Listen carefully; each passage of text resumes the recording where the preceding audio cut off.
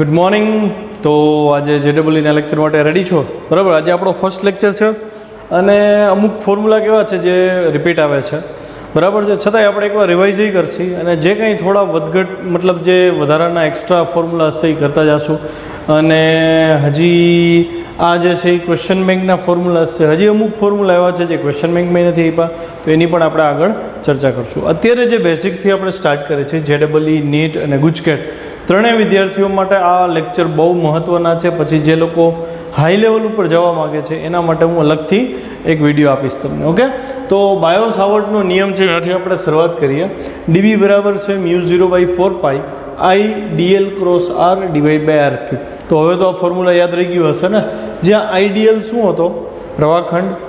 R શું હતું? જે બિંદુએ ચુંબકીય ક્ષેત્ર શોધવું છે એ બિંદુથી તારનું અંતર થયું, બરાબર છે. આનું સંકલન કરી નાખો એટલે આ સમીકરણ મળે μ0I/4π integration of IDL cross R by R cube. તો આમાં ડિટેલમાં નથી જતા, પણ હવે જે સમજવાનું છે, આપણને ખબર છે μ0ની વેલ્યુ આપણે જોઈ હતી 4π × 10⁻⁷. એનો એસઆઈ યુનિટ હતો, તો μ0નો CGS યુનિટ મેં લખ્યો છે. જો μ0 4π gauss centimetre absolute ampere inverse. તો એબ્સોલ્યુટ એમ્પિયર શું છે એ લેક્ચર પૂરો થશે ત્યાં સુધીમાં તમને સમજાઈ જશે, બરાબર છે. તો તમારું હોમવર્ક શું છે કે μ0 બરાબર 4π કેમ આવ્યું, 10⁻⁷ કેવી રીતે ગાયબ થયા, કેવી રીતે એના છેદ ઉડે છે, એ તમારે કાગળ ઉપર રફ ગણતરી કરી અને મને વોટ્સએપ કરવાનું છે. ઓકે, ચલો. તો આ સમજવા માટે સૌથી પહેલાં હું એકમો વિશે ડિસ્કસ કરીશ. એકમ વચ્ચેનો સંબંધ જોઈએ છે મારે. તો એક ટેસ્લા એટલે newton ampere inverse metre inverse is equal to weber metre square inverse. તો વેબર તમારા માટે નવું છે, આ પણ નવું થાય ને કે ભાઈ આના ટેસ્લા આના ઉપરથી આ કેમ આવ્યું. આપણને ખબર ચુંબકીય ક્ષેત્રનો એકમ ટેસ્લા છે, તો ટેસ્લાવાળું કોઈ એકાદું ફોર્મ્યુલા ઇઝી હોય ને એવું યાદ કરવું પડે જેમાં ચુંબકીય ક્ષેત્રનો સમાવેશ થતો હોય. એના ઉપરથી આપણે ન્યૂટન કે મતલબ કે જે આપણા રૂટીન યુનિટ્સ છે એમાં આપણે જઈ શકીએ.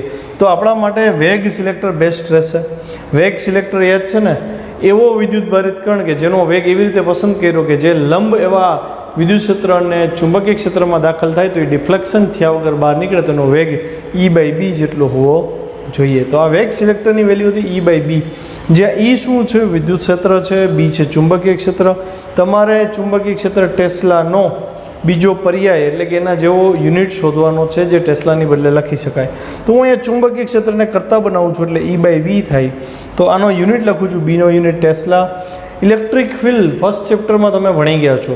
ઓકે, તો ઇલેક્ટ્રિક ફિલ્ડ એટલે ન્યૂટન પર કુલમ થાય, પછી અહીંયા મીટર પર સેકન્ડ થાય, બરાબર છે. તો અહીંયા કુલમ પર સેકન્ડ છે એટલે એ એમ્પિયર થયા ને એ છેદમાં આવશે, એટલે એમ્પિયર છેદમાં મીટર છેદમાં અને ન્યૂટન અંશમાં થઈ ગયું ને. Newton ampere inverse metre inverse. હજી જો આમાં થોડું ડિટેલમાં જવું હોય તો એ પણ તમારું હોમવર્ક છે, ટાસ્ક છે. વોટ્સએપમાં મને એનો આન્સર જોઈએ. ઇલેક્ટ્રિક ફિલ્ડનો હજી એક એકમ હતો V બરાબર ED પરથી E બરાબર વોલ્ટ પર મીટર. તો તમારે આ જે ત્રણ સંબંધ આપ્યા છે તમારે વોલ્ટેજના પદમાં આનો એકમ શોધવાનો છે. એ તમારું હોમવર્ક છે. ન ખબર પડે તો તમે મને પહેલાં પૂછજો, હું તમને હેલ્પ કરી શકીશ, પણ ફાઇનલી સંબંધો તમારે લઈ આવવાનો છે. ઓકે, તો ટેસ્લા આપણને મળ્યું, એક આ મળી ગયો, આ બે.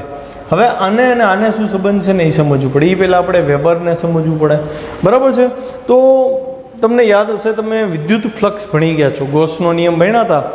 Integration of E.dA is equal two ઘેરાયેલો વિદ્યુત ભાર છેદમાં ε0. તો ગોસના નિયમમાં તમે શું કરતા હતા? E.A કરતા હતા ને, એટલે કે વિદ્યુત ક્ષેત્રનું પૃષ્ઠ સંકલન લેતા હતા અથવા તો ક્ષેત્રફળ સંકલન લેતા હતા. તો પૃષ્ઠ સંકલન વિદ્યુત ક્ષેત્રનું લ્યો તો એને વિદ્યુત ફ્લક્સ કહેવાય. ઓકે, અને વિદ્યુત ફ્લક્સ એટલે આમ કહેવા શું માગે એ લોકો કે ભાઈ એક પૃષ્ઠ આપ્યું એમાંથી કેટલી વિદ્યુત ક્ષેત્ર રેખાઓ પસાર થાય ને એનું માપ એટલે વિદ્યુત ફ્લક્સ થાય. તો એવી જ રીતે ચુંબકીય ફ્લક્સ છે. ચુંબકીય ફ્લક્સ એવી રાશિ છે, માની લો કે આ દિવાલ નોર્થ પોલ છે, આ દિવાલ સાઉથ પોલ છે. હું અહીંયા એક સમતલ ઇમેજિન કરું તો એ સમતલમાંથી કેટલી મેગ્નેટિક ફિલ્ડ લાઇન પાસ થાય છે એ મેગ્નેટિક ફિલ્ડ લાઇનનું જે અમાઉન્ટ છે that is called magnetic flux. તો જેમમાં E.A કર્યું હતું એમાં અહીંયા મેગ્નેટિક ફ્લક્સમાં B.A થશે, એટલે કે ચુંબકીય ક્ષેત્ર અને એરિયા વેક્ટર, એ બેનો ડોટ પ્રોડક્શન. ઓકે, અને એનો એકમ છે વેબર. ચુંબકીય ફ્લક્સનો એકમ છે વેબર, એટલે અહીં ચુંબકીય ફ્લક્સનું સૂત્ર લખ્યું છે φ = B.A જ્યાં ફ્લક્સનો એકમ વેબર લઈ તો વેબર બરાબર ચુંબકીય ક્ષેત્રનો એકમ ટેસ્લા, અને આ શું છે એરિયા છે, ક્ષેત્રફળ લેવું પડે તો એરિયા ઇન્ટુ એરિયાનો એકમ શું થશે મીટર સ્ક્વેર થશે. તો ટેસ્લાને કરતાં બનાવો તો ટેસ્લા બરાબર શું થશે weber into metre square inverse થશે. ઓકે, ચલો હવે CGS પદ્ધતિમાં કન્વર્ટ કરતાં શીખીએ. જો આપણા ટેક્સ્ટબુકની અંદર આનો બહુ ઓછો ઉલ્લેખ છે અથવા તો ક્યાંક ક્યાંક જ ઉલ્લેખ આવે છે. બે પ્રકારના એકમો હોય જ્યારે આપણો પનારો ઇલેક્ટ્રોનિક સાઈરે પડે ત્યારે. એક તો યુનિટ છે ESU યુનિટ અને બીજું છે EMU. ESUનો મતલબ શું થાય ઇલેક્ટ્રોસ્ટેટિક યુનિટ, બરાબર, જે તમારે ફર્સ્ટ 3 ચેપ્ટર છે, પહેલું ચેપ્ટર, બીજું ચેપ્ટર, ત્રીજું ચેપ્ટર, એમાં જે ઉપયોગમાં લેવાય છે એ આવે છે પહેલા અને બીજા ચેપ્ટરમાં ઉપયોગમાં આવે છે એ છે ઇલેક્ટ્રોસ્ટેટિક યુનિટ. પછી ત્રીજું ચેપ્ટર, ચોથું ચેપ્ટર, પાંચમું ચેપ્ટર જ્યાં મેગ્નેટિઝમ ભેગું આવે છે ત્યાં તમારે જે યુનિટ યુઝમાં લેવાય એ કહેવાય EMU યુનિટ, ઇલેક્ટ્રોમેગ્નેટિક યુનિટ. યાદ રાખજો, જ્યારે ESU યુનિટ યુઝ કરો છો ત્યારે એનું SIમાંથી CGS અલગ થાય, અને જ્યારે EMU યુનિટ યુઝ કરો છો તો એનું SIનું CGS અલગ થાય. દાખલા તરીકે વિદ્યુત ભારનો SI એકમ કુલમ છે, તો એનો ESUમાં યુઝ કરીએ આપણે તો એનો CGS યુનિટ થાય સ્ટેટ કુલમ, અને 1 કુલમ એટલે 3 × 10⁹ સ્ટેટ કુલમ થાય. તમારે આ નોટ કરવું હોય તો તમે કરી શકો. ઇલેક્ટ્રોસ્ટેટિક યુનિટમાં 1 કુલમ બરાબર 3 × 10⁹ સ્ટેટ કુલમ લખાય. એવી જ રીતે એમ્પિયરમાં જાઓ તો 1 એમ્પિયર બરાબર 3 × 10⁹ સ્ટેટ એમ્પિયર થાય. આ વાત થઈ ઇલેક્ટ્રોસ્ટેટિક યુનિટની. હું વાત કરું છું ઇલેક્ટ્રોમેગ્નેટિક યુનિટની. તો ઇલેક્ટ્રોમેગ્નેટિક યુનિટમાં એમ્પિયરનું CGS કરો તો અહીંયા સ્ટેટ એમ્પિયર ખોટું પડે, ત્યાં તમારે લખવું પડે એબ્સોલ્યુટ એમ્પિયર. 1 એમ્પિયર એટલે કેટલા એબ્સોલ્યુટ એમ્પિયર થાય 0.1. ઓકે, તો અહીંયા આપણે ઇલેક્ટ્રોમેગ્નેટિક યુનિટ છે અને CGSમાં કન્વર્ટ કરી છે. આપણું મેગ્નેટિઝમવાળું ચેપ્ટર છે, તો મારે જે SI યુનિટ છે ને CGSમાં લઈ જવા હોય તો ઇલેક્ટ્રોમેગ્નેટિક યુનિટનો યુઝ કરવો પડે. એટલે એમ્પિયરનું હું કરીશ એબ્સોલ્યુટ એમ્પિયર. તો 1 એમ્પિયર એટલે 0.1 એબ્સોલ્યુટ એમ્પિયર થાય, અને 1 ટેસ્લા એટલે 10⁴ ગોસ થાય. તો આ કેમ આવ્યું એ આપણે સાબિત કરશી. તમે જોયું હશે આપણે સ્વાધ્યાયના દાખલામાં રકમમાં આપી દીધા હતા 1 Gauss = 10⁻⁴ tesla. Tesla SI unit છે, મોટો એકમ છે, ગોસ નાનો એકમ છે, અને 1 કુલમ એટલે 0.1 એબ્સોલ્યુટ કુલમ થાય. અચ્છા, તો આપણે આ સંબંધ કેમ આવ્યો ને એ તારવીએ. આપણને ખબર છે ટેસ્લા એટલે ન્યૂટન પર એમ્પિયર ઇન્ટુ મીટર, અહીંયા આપણે કર્યું હતું, બરાબર. તો ન્યૂટનને CGSમાં ફેરવું તો 10⁵ ડાઇન થાય. ઇલેક્ટ્રોમેગ્નેટિક યુનિટમાં એમ્પિયરને હું એબ્સોલ્યુટ એમ્પિયરમાં ફેરવું એટલે 0.1 એબ્સોલ્યુટ એમ્પિયર થાય. મીટરના સેન્ટીમીટર 10⁵ થાય. આ 10⁵ આ 10⁵ ઉપર જાય એટલે -2 થાય, અને આ 10⁻1 છે ઉપર જાય તો +1 થાય. એટલે 10⁵ -2 + 1 ગોસ થયા. આ ડાઇન પર એબ્સોલ્યુટ એમ્પિયર પર સેન્ટીમીટર અને ગોસ કહેવાય. તો આ 5 ને 6 માંથી 2 જાય તો 4 એટલે 10⁴ ગોસ. આમ આપણે સાબિત કર્યું 1 ટેસ્લા એટલે 10⁴ ગોસ થાય. હવે આવે છે ડાયમેન્શન ઓફ મેગ્નેટિક ફિલ્ડ, ચુંબકીય ક્ષેત્રનું પરિમાણિક સૂત્ર. પરિમાણિક સૂત્ર આપણે 11મા ધોરણથી પાછા પડી જાય છે કે જે નવું ચેપ્ટર ચાલુ થાય, જે નવી રાશિ ભણવામાં આવે ને એનું ડાયમેન્શન તરત મેળવી લેવાનું. ઘણા વિદ્યાર્થીઓ આળસ કરે છે અને ઘણા હાર્ડવર્ક કરે છે, બરાબર. એ તો 10 વર્ષ પછી ખબર પડશે કે કોની હાર્ડવર્ક કોને ક્યાં પહોંચાડે છે, આળસ છે તમને ક્યાં પહોંચાડે છે. તો બેટર છે કે આળસ ખંખેરી અને સમયસર જે નવા ફોર્મ્યુલાઝ આવે એના ડાયમેન્શન ફોર્મ્યુલા આપણે તૈયાર કરીએ. ઓકે, તો આપણને ખબર છે ચુંબકીય ક્ષેત્રનું જો ડાયમેન્શન જોતું હોય તો એકમ જોઈએ, અને આપણે આ સંબંધ મેળવો તો ટેસ્લા એટલે ન્યૂટન પર એમ્પિયર પર મીટર. હવે વિચારો, જો આ સંબંધ આપણને ખબર ન હોત ને તો આનું ડાયમેન્શન ફોર્મ્યુલા ગોતું થોડું અઘરું થઈ જાય. હા, તમે વેગ સિલેક્ટરથી નહીં ગોતી શકત, પણ આપણે આ યાદ રાખવું ઇઝી પડશે. ન્યૂટનનું શું થાય? ન્યૂટન એટલે બળ થાય. બળનું ડાયમેન્શન છે m1 L1 T-2 છેદમાં એમ્પિયર છે, એમ્પિયરનું ડાયમેન્શન થાય A1, અને આ મીટર છે એટલે એનું ડાયમેન્શન થાય L1. L1 કટ થયા એટલે m1 L0 T-2 એમ્પિયર -1. તો આ ચુંબકીય ક્ષેત્રનું ડાયમેન્શન થયું. અચ્છા, એક નોંધ આપી છે, આનો આપણે આગળ ઉલ્લેખ આવશે, જોજો. બાયો સાવર્ટના નિયમ પરથી સુવાહક તારની અક્ષ પર ચુંબકીય ક્ષેત્ર 0 થાય, કેમ કે θ = 0 or 180 થાય. હવે આ વસ્તુ સમજો. માની લો કે એક સુરેખ તાર છે આવી રીતે, બરાબર. પ્રવાહની દિશા આમ છે આઈડિયલ, અને પ્રવાહખંડની દિશા આઈડિયલ છે અને હું અક્ષ ઉપર બિંદુ લઈ લઉં તો અક્ષનો પોઝિશન વેક્ટર માની લો કે આ બાજુ ઉગમ બિંદુ છે તો સદિશ વેક્ટર એ આમ થયો આર અને ડીએલ એ આમ થયો તો બે વચ્ચેનો ખૂણો શું થયો 0 થયો. અથવા તો ઉગમ બિંદુ અહીંયા લઈ લઉં તો ડીએલ છે એ તો આમ જ જાય છે, જ્યારે આર આમ આવશે તો બે વચ્ચેનો ખૂણો 180 થયો. એનો મતલબ એવો થયો કે જો હું પ્રવાહધારિત તારની અક્ષ ઉપરની વાત કરું તો અહીંયા ડીએલ અને આર વચ્ચે કાં તો ખૂણો 0નો બનશે કાં તો ખૂણો 180 ડિગ્રીનો બનશે. અને જો એવું થાય તો અહીંયા કોઈ ચુંબકીય ક્ષેત્ર હોતું નથી. ઇન શોર્ટ, પ્રવાહધારિત તારની અક્ષ ઉપર ચુંબકીય ક્ષેત્ર હંમેશા 0 હોય. સમજાય છે? ચલો, તો એને રિલેટેડ ટોપિક છે પ્રવાહધારિત સુરેખ તારને લીધે ઉદ્ભવતું ચુંબકીય ક્ષેત્ર. હવે જો અહીંયા મેં ડાયરેક્ટ ફોર્મ્યુલા લખી દીધું છે. જ્યારે આપણે થિયરીના સેશન હતા ને ત્યારે મેં આ થિયરી પ્રૂવ કરાવેલી અને બહુ અગત્યની થિયરી છે. ગુજકેટવાળા ખાસ સાંભળજો. તમે એવું ન વિચારતા કે આ ટેક્સ્ટ બુકની બહારનું છે તો નહીં પૂછાય, આ પૂછાય છે તો આને તમારે તૈયાર કરવું જ પડશે. ઓકે, તો B બરાબર μ0I/4πr sin φ1 પ્લસ sin φ2. તો φ1 ને φ2 શું છે? તો આ એક મેં અમુક લંબાઈનો તાર લીધો છે. અહીંયા તાર અનંત લંબાઈનો છે કે પરિમિત લંબાઈનો છે આપણને કાંઈ ખબર નથી, પણ એક પ્રવાહધારિત તાર છે I અને એ તારથી r જેટલા લંબ અંતરે P બિંદુ હતું તો આ છેડેથી ખૂણો હતો આ φ1, આ છેડેથી બિંદુ પાસેનો ખૂણો હતો φ2. તો એનું સૂત્ર છે μ0I/4πr sin φ1 પ્લસ sin φ2. જો આ ન ખબર પડે તો આ જે ટોપિક મેં ભણાવ્યો હતો ને ઉદાહરણ 4.8 પછીનો ટોપિક, તો એ તમે જરાક જોઈ લેજો, પછી પાછું આને રિફર કરજો. ઓકે, અચ્છા, બીજી વસ્તુ અહીંયા આ φ1 છે, આ 90 ડિગ્રી, તો આ 90 માઇનસ φ1 થાય ને. એટલે હું 90 માઇનસ φ1 ને બદલે આલ્ફા લખું તો અહીંયા 90 માઇનસ φ1 કરું તો આ સાઇનનું કોસ થઈ જાય ને. એટલે μ0I/4πr અને cos alpha plus cos beta. ઘણીવાર એવું બનશે આ બે ખૂણા આપ્યા હોય, બરાબર, એ તમારે નક્કી કરવાનું છે તમારે કયા ખૂણાથી આગળ વધવું. હવે સમજો, આપણે જ્યારે ટેક્સ્ટબુકની થિયરી ભણી ને ત્યારે એમાં એમ્પિયર સર્કિટલના નિયમનો ઉપયોગ કર્યો હતો અને અનંત પ્રવાહધારિત તારનું ચુંબકીય ક્ષેત્ર તાર્યું હતું μ0I/2πr. અહીંયા હું ફરીથી તારવું છું અને એ જે હું તારવું છું હું આ ડાયાગ્રામ ઉપરથી તારવીશ. જોજો ધ્યાનથી. અનંત લંબાઈના તાર માટે φ1 અને φ2 90 ડિગ્રી થાય. કેમ 90 ડિગ્રી થાય? આ ટેક્સ્ટબુકમાં નથી, બરાબર છે, એક્સ્ટ્રા નોલેજ છે તો જુઓ જરા. હું એમ કીધું આ તાર અનંત લંબાઈનો છે તો આ તારને હું નીચે સુધી લઈ જાઉં છું.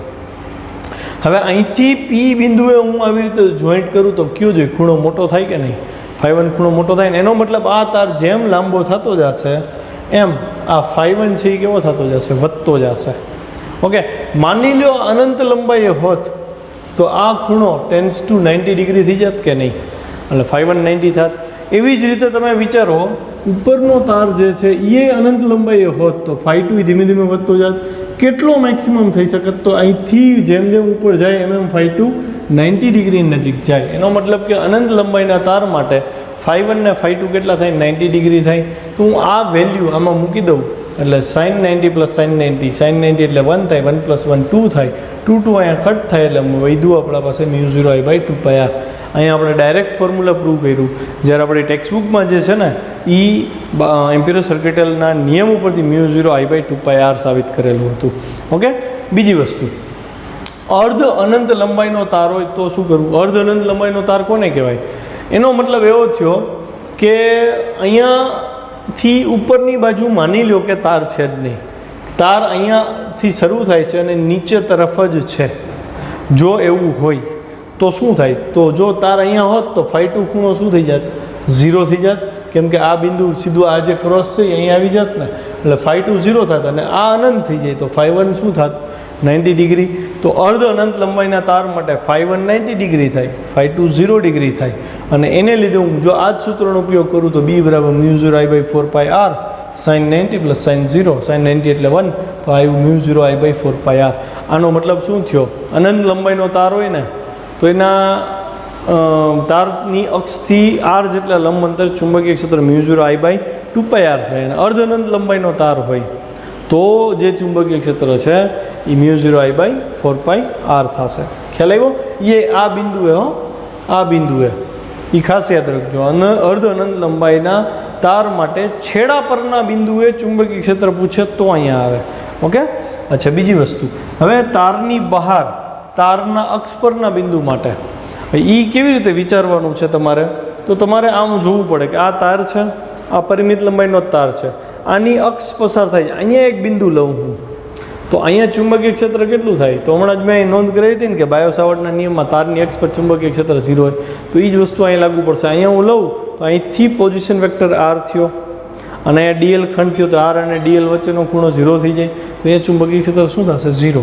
એટલે તારની બહાર તારના અક્ષ પર ફાઈ 0 થશે, બી 0 થશે. ખ્યાલ આવે છે? અહીંયા તમે જોઈ શકો ફાઈ 0 શું કામ થાય? તો હું અહીંયા બિંદુ લઉં અહીંયા તારની બહારના ભાગમાં, તો તમે જોઈ શકો છો કે આ પી બિંદુ અહીંયા આવી ગયું, તો પી બિંદુ આ તાર સાથે કોઈ ખૂણો બનાવતું નથી, 0 ખૂણો બને. ઓકે.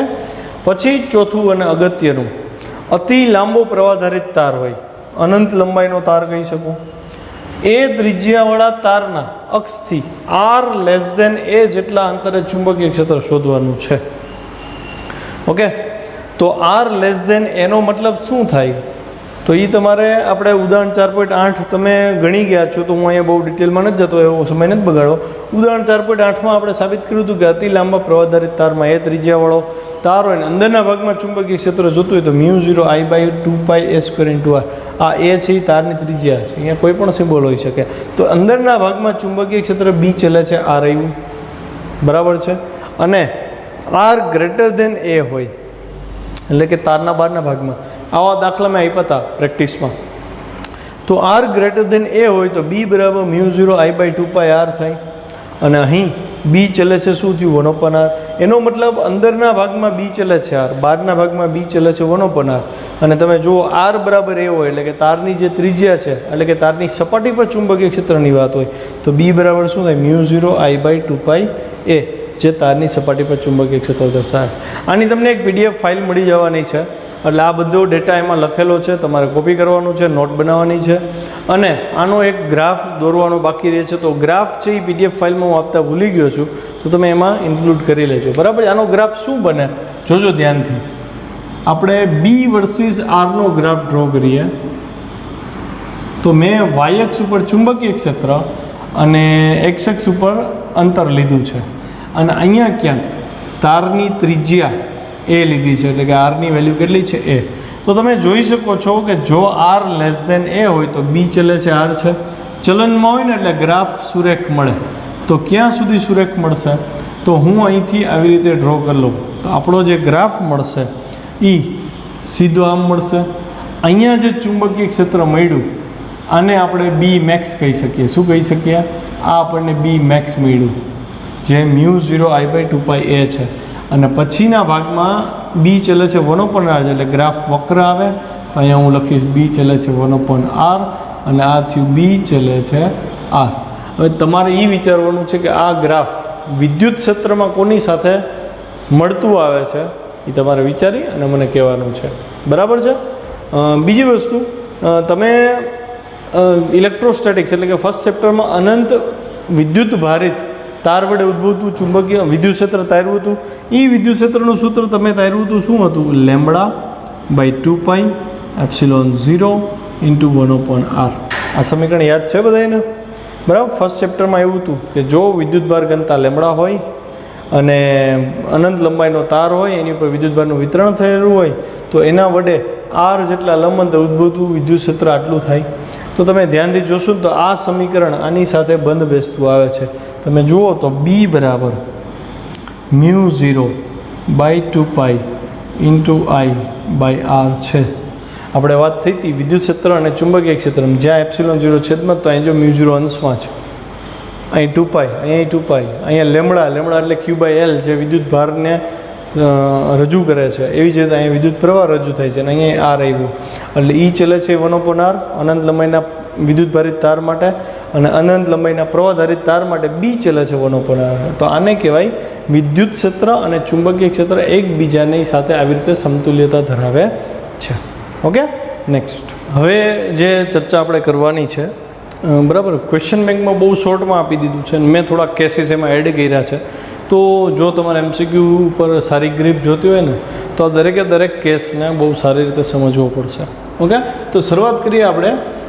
વિદ્યુત પ્રવાહધારિત r ત્રિજ્યાની વર્તુળાકાર રિંગ છે, એના કેન્દ્રથી અક્ષ પરના એક અંતરે ચુંબકીય ક્ષેત્ર, હવે આ ટેક્સ્ટ બુકની થિયરી છે, એટલે આ સૂત્રની આપણે સાબિતીમાં તો ન પડાય. આ થઈ ગઈ છે આપણે b of x બરાબર μ0 n I r² divide by 2 into bracket x square plus r² power 3/2. બરાબર. પછી આ આપણે ચર્ચા થઈ હતી, રિંગના કેન્દ્ર પર જોતું હોય તો x બરાબર 0 લેતા હતા તો μ0 ni/2r મળે. પછી રિંગના કેન્દ્રથી x બરાબર r અંતરે વાત હોય તો xની વેલ્યુ અહીંયા r કરી નાખીએ તો r² પ્લસ r², અને I મેં કરાવ્યું હતું તમને કે છેલ્લે પાવર 2 પાવર 5/2 મળે. બાકી બધું એમનું એમ રહે. જે નવું શીખવાનું છે એ હવે છે. બરાબર. રિંગના કેન્દ્ર અને અક્ષ પરના બિંદુ પાસે ઉદ્ભવતા ચુંબકીય ક્ષેત્રનો ગુણોત્તર, એટલે આના છેદમાં આ લેવાનું છે. કેન્દ્ર પર ચુંબકીય ક્ષેત્ર અને x બિંદુએ x અંતરે આવેલા બિંદુએ ચુંબકીય ક્ષેત્રનું ગુણોત્તર.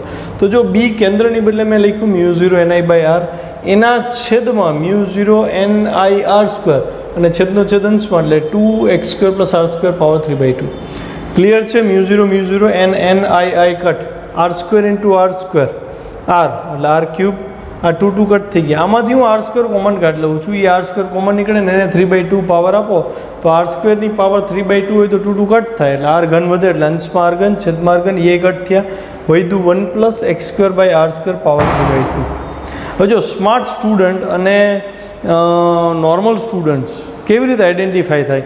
જ્યારે MCQ પૂછાય ને કે ભાઈ બી કેન્દ્ર અને છેદમાં bx આનો ગુણોત્તર મેળવો તો સામાન્ય વિદ્યાર્થીઓ શું કરે? જેણે પ્રેક્ટિસ નથી કરી એ લોકો આની આખી સાબિતી આપશે.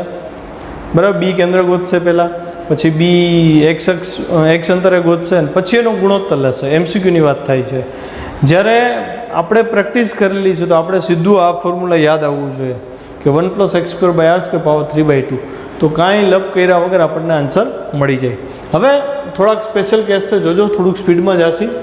વર્તુળાકાર માર્ગે વહેતા વિદ્યુત પ્રવાહ માટે જુદી જુદી સ્થિતિમાં કેન્દ્ર પાસે ચુંબકીય ક્ષેત્ર. આપણે જે થિયરી ભણ્યા ને એમાં વર્તુળ આખું હતું અને એના કેન્દ્ર પર ચુંબકીય ક્ષેત્ર લેતા હતા μ0 ni/2r. હવે શું થશે તો કે એ વર્તુળાકાર જે આખો વર્તુળ હતો એના ચાંપ લેવામાં આવશે. અર્ધવર્તુળ લઈએ, પા વર્તુળ લઈએ કે તમને રકમમાં જે આપ્યું હોય તો એના માટે શું કરવું?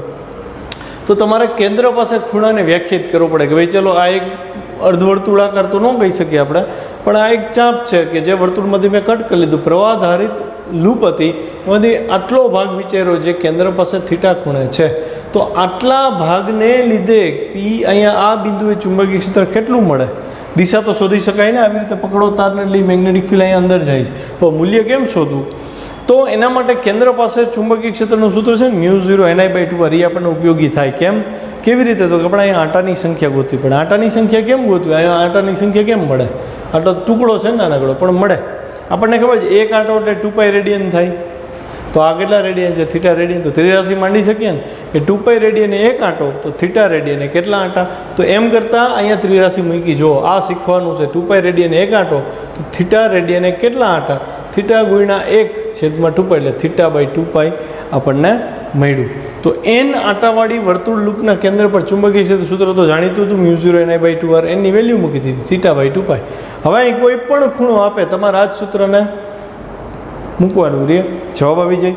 પછી ચોથા ભાગના પ્રવાહધારિત વર્તુળને લીધે એ જ કરવાનું કીધું. તો આ ચોથા ભાગનું વર્તુળ મેં ડ્રો કરી દીધું. બરાબર. દર વખતે હું ડ્રો નહીં કરું, થોડુંક તમે ડ્રો કરો તમને ખબર પડે. તો આ ખૂણો કેટલાનો બને? 90 ડિગ્રીનો બને. તો અહીં તમે શું મૂકી શકો? π/2 મૂકી શકો ને. તો π કેન્સલ થઈ જાય ને 2 છેદમાં એટલે 1/4 થાય. અથવા તમે એવું કહી શકો આખું વર્તુળ હોય એટલે એક આંટો, અડધું વર્તુળ હોય તો અડધો આંટો, અને આ ચોથા ભાગનું વર્તુળ એટલે ચોથા ભાગનો આંટો થયો ને એટલે n તમને શું મળે? અહીંયા 1/4 મળે. જો આખો હિસાબે કર્યો જ મેં 1/4 થયા. તો nની વેલ્યુ અહીં મૂકી દો એટલે μ0 i/8r મળે. પછી વાત આવી અર્ધવર્તુળ માટે. તો અર્ધવર્તુળ માટે n બરાબર 1/2 થાય. તો એની સીધી વેલ્યુ મૂકી મેં 1/2 એટલે b મળ્યું μ0 i/4r. તો આ કેવું છે? આ તમારે યાદ ન રખાય. તમારે ટેકનિક યાદ રાખવાની આ વાળી n આટા આ θ/2π શોધવા વાળી, એટલે તમારાથી ફટાફટ સોલ્વ થાય. પછી પોણા વર્તુળ માટે વાત કરી. પોણું વર્તુળ એટલે આ વર્તુળ પછી આટલો ભાગ ને આટલો ભાગ, એટલે આટલું વર્તુળ હોય તો π/2 + π/2 + π/2 3π/2 થયા. તો અહીં તમારે શું કરવાનું રહે? થીટાની બદલે 3π/2 મૂકો. 3π/2 મૂકો, π કટ થાય એટલે 3/4 આવ્યા. જો અહીં 3/4 છે, એ 4 2 થી મલ્ટીપ્લાય થયા 8 થઈ ગયા. ઇઝી છે ને? અચ્છા, પછી વાત આવે છે એક જ સમતલમાં સમકેન્દ્રીય વર્તુળો હોય બે. હેડિંગ બહુ જરૂરી છે. એક જ સમતલ કીધું છું એટલે હું બોર્ડ ઉપર બે વર્તુળ ડ્રો કરું છું, એકની ત્રિજ્યા R1 છે, બીજાની ત્રિજ્યા R2 છે. બેયમાં વહેતા પ્રવાહની દિશા સરખી છે, બરાબર. બહારના લૂપમાંથી વહેતો પ્રવાહ I2 છે, અંદરમાંથી વહેતો પ્રવાહ I1 છે. તો તમે એમ જોવું જોઈએ, જો હું અહીંયા આમ જોઉં ને તો મેગ્નેટિક ફિલ્ડ અહીંયા પહેલા લૂપને લીધે અંદર જાય છે, બીજા લૂપને લીધે અંદર જાય છે, એટલે બે મેગ્નેટિક ફિલ્ડની દિશા કેવી આવશે? સમાન. તો કેન્દ્ર પાસે પરિણામી ચુંબકીય ક્ષેત્ર જોતું હોય તો તમારે એનો સદિશ સરવાળો કરો, બરાબર. તો શું થશે? સદિશ સરવાળો કરો કે અદિશ સરવાળો, બે એક જ દિશામાં છે એટલે વાંધો ન આવે. તો પરિણામી ચુંબકીય ક્ષેત્ર કેટલું હતું કે પહેલી લૂપ જે હતી એના લીધે કેન્દ્ર પાસેનું સૂત્ર શું? μ0 Ni/2r. પણ 1 હતું પહેલી લૂપ એટલે 1 1 આપ્યું, અને બીજી લૂપ માટે μ0 N2I2/2r2. ઇઝી છે. અચ્છા, આને થોડું કોમ્પ્લિકેટેડ બનાવીએ, બરાબર. કેમ કરવાનું? તો કે આ બે લૂપ સમકેન્દ્રીય તો છે પણ એક સમતલમાં નથી. તો મતલબ કે એક વર્તુળ આમ લીધું અને એ જ કેન્દ્ર ઉપર બીજું વર્તુળ આમ લીધું. હવે ચુંબકીય ક્ષેત્ર પરિણામી કેન્દ્ર ઉપર જોતું હોય તો કેમ મળે? તો એનો ડાયાગ્રામ મેં બહુ ઇઝીલી ડ્રો કર્યો છે, તમે આ ડ્રો કરજો, તમને ખ્યાલ આવે, બરાબર. હું અહીંયા પ્રવાહની દિશા તમે જોઈ શકો છો, બે લૂપ છે, આ લૂપ 1 છે ને, તો લૂપ 1નું મેગ્નેટિક ફિલ્ડ ઉપર છે, એનો મતલબ એનો પ્રવાહ આ દિશામાં જતો હશે. ખ્યાલ આવે? તો જુઓ તમે, મેગ્નેટિક ફિલ્ડ આવી રીતે છે, તો સોરી પ્રવાહ I1 આવી રીતે છે, તો એનું મેગ્નેટિક ફિલ્ડ ઉપર તરફ મળ્યું B1. અને આ જે લૂપ 2 છે એનું મેગ્નેટિક ફિલ્ડ તમને જમણી બાજુ મળે છે, એટલે એનો પ્રવાહ આવી રીતનો હશે. ખ્યાલ આવ્યો? તો એનું ચુંબકીય ક્ષેત્ર જમણી બાજુ. હવે તમે જો બે સદિશ સ્વરૂપ છે, બે પરસ્પર લંબ છે, તો અહીંયા તમે ચુંબકીય ક્ષેત્રનો ડાયરેક્ટ સરવાળો કરો તો શું થાય? જવાબ ન આવે. પ્રશ્ન બેંકમાં એકાદો MCQ એવો છે કે જેમાં ચુંબકીય ક્ષેત્રનો ડાયરેક્ટ સરવાળો કરી અને જવાબ એ આવી ગયો છે, પણ એવું નહીં થાય. તમારે જોવું પડશે કે બે એક જ દિશામાં છે તો જ સદિશ સરવાળો અદિશ સરવાળો કરવો. જો બેની દિશા અલગ હોય તો સદિશ સરવાળો કરવો પડે. તો અહીં પરિણામી ચુંબકીય ક્ષેત્ર છે ને એ આ દિશામાં મળે. ખ્યાલ આવે? તો B બરાબર શું મળે? તો આપણે જે પાયથાગોરસનો પ્રમેય હતો અથવા તો સદિશનું જે આપણે ભણ્યા હતા તો એના પરથી થાય ને B બરાબર √B1² + B2². અચ્છા, માની લ્યો કે આ બે લૂપ થીટા ખૂણે હોય, તો લૂપ થીટા ખૂણે હોય તો તમે એવું કહી શકો ને કે બે મેગ્નેટિક ફિલ્ડ B1 અને B2 વચ્ચેનો એક ખૂણો થીટા થશે. ઓબ્વિયસ છે. તો B1 અને B2 વચ્ચે બે સદિશ છે, બે વચ્ચેનો ખૂણો થીટા હોય તો પરિણામી સદિશ કેમ મળે? તો આ B બરાબર આ સૂત્ર યાદ છે, B1² + B2² + 2B1 B2 cos θ. બહુ બધી પ્રેક્ટિસ કરી છે આપણે એની, બરાબર. અચ્છા, હવે 8મો ટોપિક મેઇન અને અગત્યનો. એક જ અક્ષ પર એકબીજાથી x અંતરે રહેલી સમાન દિશામાં પ્રવાહધારિત બે રિંગ માટે કોઈ એક રિંગના કેન્દ્ર પર ચુંબકીય ક્ષેત્ર. મેં આનો એક દાખલો હોમવર્કમાં આપ્યો હતો તમને, જે લોકોએ પૂરેપૂરા દાખલા ગણ્યા છે એને તરત સ્ટ્રાઇક થશે. બાકીને બધા દાખલો ગોતે અને આના ઉપરથી ગણે. આ નહીં આવડે તો ગુજકેટ, JEE, નીટ, જેટલે જેને જે લાગુ પડે છે બધા અટકી જશો. તો અહીં તમે જો બે લૂપ મેં ડ્રો કર્યા છે, બેની અક્ષ એક જ રાખી છે, બરાબર. તો આ આપણે અક્ષ લઈ તો આ અક્ષ ઉપર આવી રીતે છે ને મેગ્નેટિક ફિલ્ડ કેવી રીતે છે? તો તમારે આ તરફ મેગ્નેટિક ફિલ્ડ છે ને એટલે તમારે પ્રવાહ આવી રીતે લેવો પડે, બરાબર. બેના પ્રવાહની દિશા કેવી છે? સમાન છે, બરાબર. અચ્છા, તમે જોઈ શકો છો અહીંયા કે પ્રવાહ અહીંથી ઉપર જાય છે એટલે મેગ્નેટિક ફિલ્ડ કેવી રીતે આ તરફ આવે ને, બરાબર છે. અને અહીંયા પ્રવાહ આ ઉપર જાય છે એટલે એનું મેગ્નેટિક ફિલ્ડ આ તરફ આવે. ખ્યાલ આવ્યો? તો અહીંયા B1 અને B2 જે છે એ કેવી રીતે દર્શાવી સમજજો. આ 1 છે, એને લીધે મેગ્નેટિક ફિલ્ડ B1 મળ્યું ને એના સેન્ટર ઉપર વધારો એટલે એ વેક્ટર મોટો થઈ ગયો. જ્યારે B2 અહીંથી અસર કરે છે, આના લીધે એનું મેગ્નેટિક ફિલ્ડ જાય તો આમ જ છે એટલે અહીંયા એની અસર ઘટી જાય, એટલે મેં B2થી નાના સદિશથી દર્શાવ્યું છું. એવી જ રીતે આના કેન્દ્ર પાસે અહીંયા મેગ્નેટિક ફિલ્ડ લાઈન તો અંદર જ જતી હશે એટલે B1' નાના વેક્ટરથી દર્શાવ્યું, કેમ કે ડિસ્ટન્સ વધી ગયું ને. જ્યારે આના સેન્ટર ઉપરનું મેગ્નેટિક ફિલ્ડ B2' દર્શાવ્યું. ખ્યાલ આવ્યો? તો એ મેગ્નેટિક ફિલ્ડ કેમ શોધવું? તો રિંગ એકના કેન્દ્ર પર હું લખી શકું B net બરાબર B1 + B2, કેમ કે બેની દિશા સરખી હતી. જો પ્રવાહની દિશા વિરુદ્ધ હોત તો આ બે વિરુદ્ધ દિશામાં હોત ને બાદબાકી થાત. જે મેં હોમવર્કમાં આપ્યો હતો ને એમાં વિરુદ્ધમાં હતું લગભગ. એવી જ રીતે અહીંયા એવું થાત, જો પ્રવાહની દિશા વિરુદ્ધ હોત ને તો અહીં વચ્ચે માઇનસ હોત. ખ્યાલ આવે? અચ્છા, તો B' કેટલું થાય? બીજા નંબરની લૂપ ઉપર કેન્દ્ર ઉપર ચુંબકીય ક્ષેત્ર કેટલું થાય? B1' + B2' થાય. ઓકે, તો અહીંયા આ ટોપિક પૂરો થાય. અચ્છા, હજી એક વસ્તુ જે મેઇન આ એક અંતરે છે ને તો આપણને B1 ગોતતા તો આવડે. B1 તો આપણે μ0 Ni/2r મૂકીને ગોતી શકીએ. અહીંયા B1 ગોતીએ કે B2 કેમ ગોતવું વિચારવો જોઈએ. હું એવું કહી શકું કે આ લૂપથી x અંતરે B2 જોતું હતું આપણે, તો લૂપથી x અંતરે ચુંબકીય ક્ષેત્ર B2 મને આ સૂત્ર ઉપરથી મળી જાય કે ન મળી જાય? તો મને B1 મળી જાય, B2 મળી જાય, તો અહીંયા તમારે બેયને વ્યક્તિગત ગણવા પડે અને પછી એનો સરવાળો કરવો પડે. હવે આપણો ટોપિક અહીંયા પૂરો થયો. તો બીજી વસ્તુ કે તમારે ક્વેશ્ચન બેંકના 1 થી 14 કે 1 થી 15 MCQs છે, તો એ તમારે ગણવા માંડવાના છે. એમાં ત્રીજા કે ચોથા MCQમાં કંઈક આન્સરમાં મિસ્ટેક છે, તો જોજો. બરાબર છે? તમારો જે આન્સર આવે એ તમે મને મોકલજો, ત્રીજા MCQનો ખાસ, અને પછી હું એમાં તમે સાચા છો કે ખોટા એ તમને જણાવીશ. ઓકે? ક્વેશ્ચન બેંક 1 થી 14 કે 15 જે કંઈ MCQ છે ફર્સ્ટ પોર્શનના, એ તમારા હોમવર્કમાં ગણવાના છે, અને થઈ જાય એટલે મને ડન એટલું લખેલો ખાલી મેસેજ કરી દેજો.